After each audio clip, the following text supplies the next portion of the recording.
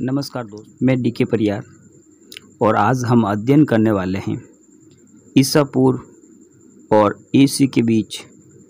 हम इनको देखेंगे, इनके कंसेप्ट को अच्छी तरह से समझेंगे, क्योंकि अगर हमें इतिहास पढ़ना है तो ईसा पूर्व और ईसी को जानना बहुत महत्वपूर्ण है। क्योंकि जो प्राचीन इतिहास शुरू होता है वो इतिहास प्रागैतिहासिक ऐतिहासिक काल से शुरू होता है और इस जो प्रागैतिहासिक ऐतिहासिक काल है इसका टाइम पीरियड 40 लाख ईसा पूर्व से माना गया है। इसलिए जो ये ईसा पूर्व हैं इनको और ईसवी को हमें जानना बहुत ज़रूरी है। तो बात करते हैं हम कि हम एक चार्ट के द्वारा समझेंगे। समय होता है ना, समय वह अपनी गति से लगातार आगे बढ़ता रहता है। समय तो चलता रहता है, समय रुकने वाला नहीं है। और समय की जो गति है ना, ये लगातार आगे बढ़ती रहती है। तो हम चार्ट के द्वारा समझेंगे। जैसे हम मान लेते हैं कि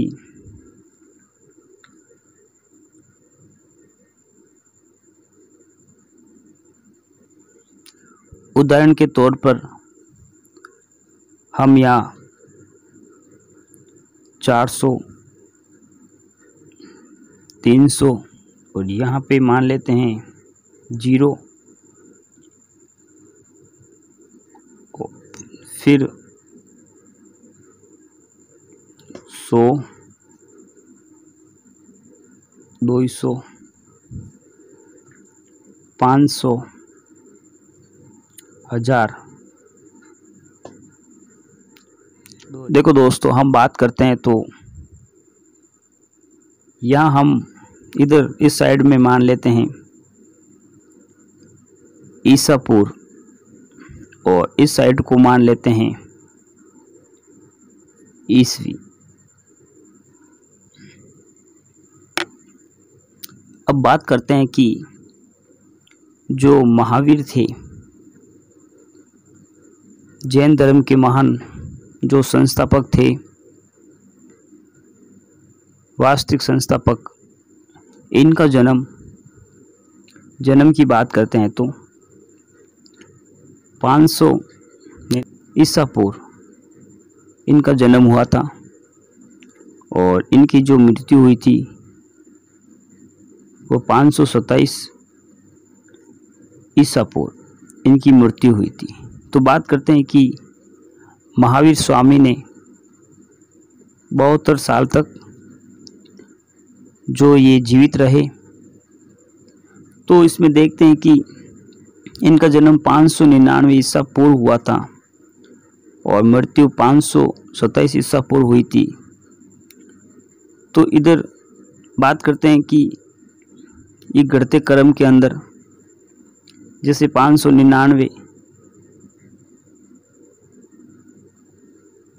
और फिर ये घटने के क्रम में 527। तो हम देखते हैं कि जो ये ईसा पूर्व का जो समय है ना, इसको पहले वाला समय, अब किसके पहले वाला समय ये भी देखेंगे और ईसी को बाद वाला समय बतलाया गया है। अब किसके बाद, तो हम बात करते हैं कि यहाँ पे मान लेते हैं कि ईसा मसीह का जन्म हुआ। तो क्राइस्ट, तो देखते हैं कि जो ईसा मसीह का जन्म हुआ था, तो अब पूरी दुनिया में जो एक टाइम पीरियड होना चाहिए वास्तविक तो उनको ईसा मसीह के जन्म के पहले के समय तो इनको मान लिया गया ईसा पूर्व का समय, और ईसा मसीह के जो जन्म के बाद वाला समय इसे माना गया ईसवी का। अब बात करते हैं कि जो गौतम बुद्ध थे तो इनका जन्म हुआ था 563 में ईसा पूर्व, और इनकी जो मृत्यु हुई थी 483 ईसा पूर्व। तो देखते हैं कि ये 80 साल तक जीवित रहे। 563 के बाद 483 ईसा पूर्व आता है। उसी तरह हम देखते हैं कि 400 ईसा पूर्व, फिर उसके बाद घटते क्रम में 300 ईसा पूर्व, फिर 200 ईसा पूर्व, फिर 100 ईसा पूर्व, और इसी तरह ईसा मसीह के जन्म के बाद वाला समय ईसवी आएगा। जैसे 1 ईसवी, 100 ईसवी, 200 ईसवी, 500 ईसवी, ऐसे बढ़ते क्रम में 1000। तो हमें ये देखना है कि जो ईसा मसीह के जन्म हुआ उससे पहले वाला समय ईसा पूर्व माना गया, और ईसा मसीह के जो जन्म के बाद वाला समय इसको ईसवी माना गया। जैसे कि महावीर स्वामी का जन्म हुआ था 599 ईसा पूर्व, तो फिर उसके बाद में घटते क्रम में ईसा पूर्व देखेंगे तो 599 के बाद 598, 97, 596, इसी तरह 90, फिर 550, 520 और 527 ईसा पूर्व आएगा। और इसी तरह गौतम बुद्ध का जो समय पीरियड है देख लो, 563 ईसा पूर्व जन्म हुआ, 483 ईसा पूर्व इनकी मृत्यु हुई थी। तो ये भी घटते क्रम। इसी तरह हम देखते हैं कि जो सिंधु सभ्यता, इनका टाइम पीरियड के बारे में बात करते हैं तो 63 ईसा पूर्व से 1750 ईसा पूर्व इनका टाइम पीरियड रहा है। ये घटते क्रम में, तो यहाँ ईसा पूर्व लगेगा। वैदिक सभ्यता के बारे में भी वही बात, जैसे वैदिक सभ्यता को 2 भागों में बांटा गया। वैदिक सभ्यता 1500 ईसा पूर्व से 1000 ईसा पूर्व, और फिर बात करते हैं कि उत्तर वैदिक सभ्यता 1000 ईसा पूर्व से 600 ईसा पूर्व। इसी तरह आपको समझ में आ गया होगा जो ईसा मसीह के जन्म के जो पहले वाला समय है वहाँ तो ईसा पूर्व लगेगा, और ईसा मसीह के जो बाद वाला समय है वहाँ ईसवी लगेगा। और ये जो ईसा मसीह थे तो पूरे जो यूरोप और विश्व के अंदर जो क्राइस्ट थे ये, और ये जो शब्द है ना, ये शब्द सेक्युलर शब्द हैं, क्योंकि ये धार्मिक शब्द हैं। इसलिए यूरोप के अंदर और पूरे विश्व के अंदर सेक्युलर शब्द होने के कारण फिर जो ये ईसा पूर्व हैं इनको कॉमन एरा के तहत बीसी भी कहा गया है। बीसी का मतलब होता है बिफोर क्राइस्ट, जो कि बीसी इसलिए लगाया गया है बिफोर क्राइस्ट, यानी ईसा मसीह के जन्म के पहले वाला समय। जो ये लैटिन है कॉमन एरा।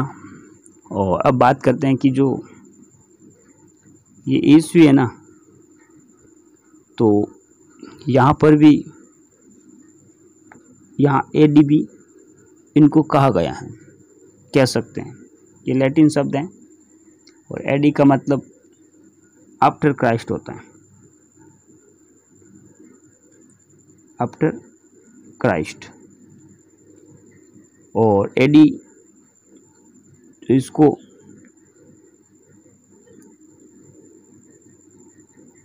डोमिनी इसको कहा गया है। एक बार वापस हम आपको समझा देते हैं कि जो ईसा पूर्व व ईस्वी के बीच में हमें जानना है, एक उदाहरण द्वारा समझते हैं और बात करते हैं कि समय की। तो समय अपनी गति से चलता रहता है और चलता रहेगा। तो देखते हैं कि जो ईसा पूर्व है ना, ये ईसा मसीह के जन्म के पहले ईस्वी पूर्व कहा गया और ईसा मसीह के जन्म के बाद ईस्वी कहा गया। अब समझते हैं कि ईसा मसीह के जन्म के पहले तो 400 ईसा पूर्व का जो टाइम पीरियड लेते हैं, तो इसके बाद घटते क्रम में 300 ईसा पूर्व आएगा।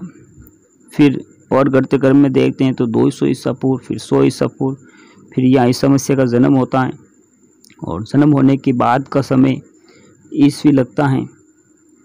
जैसे कि 1 ईस्वी, 100 ईस्वी, 200 ईस्वी, 500 ईस्वी, 1000 ईस्वी और 2022 ईस्वी। इसी तरह ये चलता रहेगा। ईसा मसीह जो क्राइस्ट, जिस तरह हमने महावीर के बारे में देखा कि इनका जन्म हुआ था 599 ईसा पूर्व, मृत्यु हुई थी 527 ईसा पूर्व। तो 599 में से 527 को माइनस किया तो 72 साल ये जीवित रहे। इसी तरह बुद्ध के बारे में देखा और सिंधु सभ्यता के बारे में भी देखा। 2300 ईसा पूर्व से 17 ईसा पूर्व का इनका टाइम पीरियड रहा है। और उसके बाद में देखते हैं तो जो ईसा मसीह है, ये क्राइस्ट जो धार्मिक धर्म से संबंधित सेक्युलर शब्द होने के कारण, फिर जो जूलियन और ग्रेगोरियन कैलेंडर के जो यूरोप और पूरे विश्व में इनको अपनाया, तो सेक्युलर शब्द होने के कारण ईसा पूर्व को बीसी यानी बिफोर क्राइस्ट, ईसा मसीह के जन्म से पहले, और फिर ईस्वी को एडी यानी आफ्टर क्राइस्ट, एनो डोमिनी जो ईसा मसीह के जन्म के बाद। इनके बारे में हमने चर्चा की है, हमने जाना है, क्योंकि ये इतिहास को समझने के ये जानना बहुत ज़रूरी था।